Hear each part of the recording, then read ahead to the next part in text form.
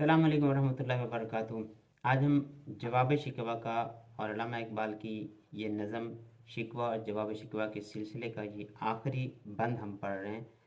और इस बंद को मैं जो समझता हूँ, इस बंद को अगर हम समझ लेना तो पूरे दीन का एक निचोड़ जो है ना वो इसी बंद के अंदर है, और स्पेशली आखिरी शेर के अंदर है। पिछले बंद में ये फरमा रहे थे कि चश्मे अकवाम ये नज़ारा अबद तक देखे, रिफ़त शान रफ़ाना लका ज़िक्रक देखे, कि पूरी दुनिया पूरी कायनात जो है वो रसूलुल्लाह सल्लल्लाहु अलैहि वसल्लम की शान को आखिरत में देखेगी, क़यामत में देखेगी।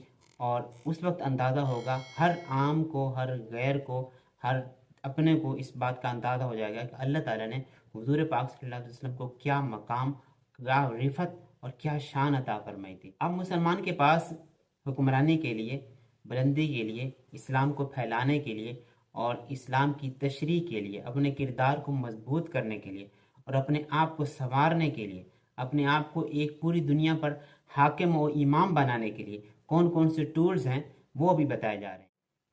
अक्ल है तेरी सिपर, इश्क है शमशीर तेरी, मेरे दरवेश खिलाफत है जहांगीर तेरी, माँ सिवा अल्लाह के लिए आग है तकबीर तेरी, तू मुसलमान हो तो तकदीर है तदबीर तेरी, कि मोहम्मद से वफा तूने तो हम तेरे हैं, ये जहाँ चीज़ है क्या लौह कलम तेरे हैं, सल्लल्लाहु ताला अलैहि वसल्लम।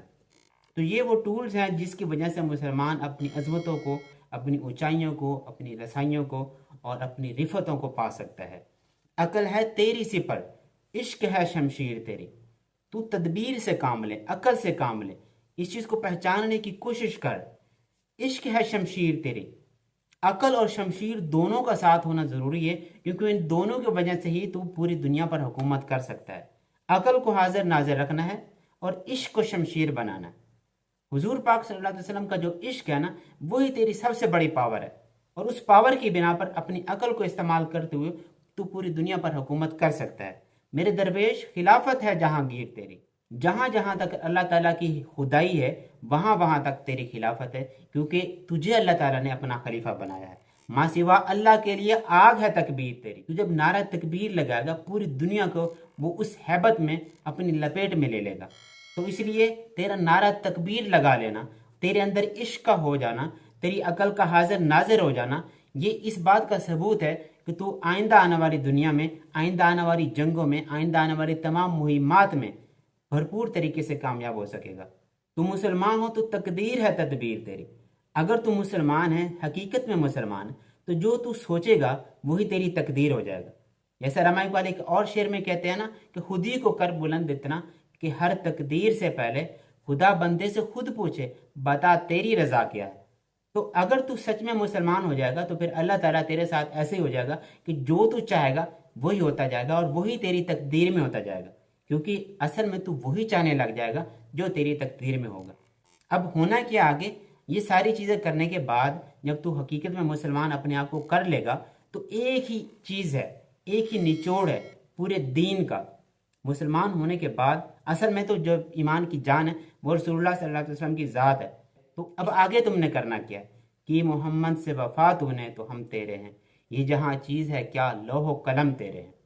जब तू सारी चीज़ें कर लेगा, हुजूर पाक सल्लल्लाहु अलैहि वसल्लम की साथ वफा और उनसे मोहब्बत, अगर इस चीज़ में अपने आप को मिटा देगा, इश्क रसूल में अपने आप को मिटा देगा, इश्क से पूरी दुनिया में हुकूमत तू कर सकता है, और इश्क सिर्फ रसूलुल्लाह सल्लल्लाहु अलैहि वसल्लम की ज़ात का है, और उससे जब तू पूरी दुनिया को फतह कर लेगा तो जो तू चाहेगा वही होगा, क्योंकि जो अल्लाह का वली चाहता है अल्लाह ताला उसके लिए वही करता है। और अल्लाह की विलायत सिवाय रसूलुल्लाह सल्लल्लाहु अलैहि वसल्लम की ज़ात के, सिवाय रसूलुल्लाह सल्लल्लाहु अलैहि वसल्लम की साथ इश्क के कभी भी मुयसर नहीं आ सकती।